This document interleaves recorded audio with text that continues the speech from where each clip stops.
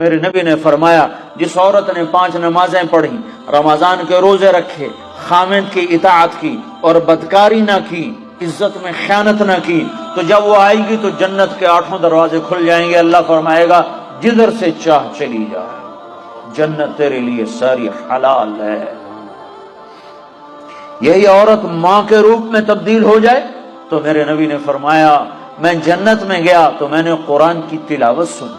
میں نے پوچھا یہ کون تلاوت کر رہا ہے؟ مجھے کہا گیا یا رسول اللہ یہ حارثہ بن نعمان ہے۔ میں نے کہا حارثہ؟ وہ تو مدینے میں بیٹھا ہے، ابھی مرا تو نہیں ہے کہ جنت میں اس کی تلاوت گونجے؟ تو ان فرشتوں نے کہا یا رسول اللہ ماں کی ایسی خدمت کی ہے کہ اللہ نے خوش ہو کر حکم دیا ہے حارثہ جب قرآن پڑھے ساری جنت کو سناؤ۔ کذالکم البر کذالکم البر۔ میرے نبی نے کہا ماں باپ کی خدمت یہی ہوتی ہے، یہی ہوتی۔ آپ نے کہا عمر تیری زندگی میں ایک شخص آئے گا یمن سے، اس کا نام ہوگا اویس، اس کا قبیلہ ہوگا عامر، اور اس کا خاندان ہوگا قرن، اور اس کا رنگ ہوگا کالا، اور اس کا قد ہوگا درمیانہ، اور اس کی کمر پہ ہوگا سفید داغ۔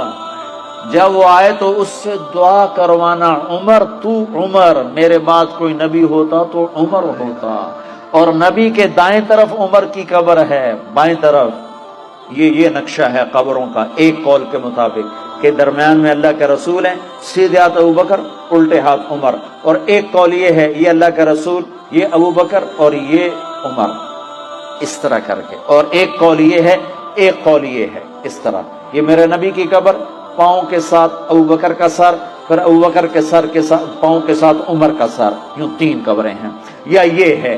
تو بہرحال وہ روضہ رسول میں ہے عمر، میرے بعد نبی ہوتا تو عمر ہوتا۔ اور آپ مسجد میں داخل ہوئے، آپ کے ادھر ابوبکر تھے ادھر عمر تھے، تو آپ نے دونوں کے ہاتھ پکڑ لیے اور آپ نے کہا دیکھو دیکھو مجھے دیکھو، قیامت کے دن میں ایسے اٹھایا جاؤں گا کہ ادھر میرے ابوبکر ہوگا اور ادھر میرے عمر ہوگا۔ تو اسے کہا جا رہا عمر اویس سے دعا کروانا۔ یا رسول اللہ وہ اویس سے کیوں کرواؤں؟ کہ اس نے ماں کی ایسی خدمت کی ہے، جب وہ ہاتھ اٹھاتا ہے تو اللہ اس کے ہاتھ خالی نہیں لوٹاتا۔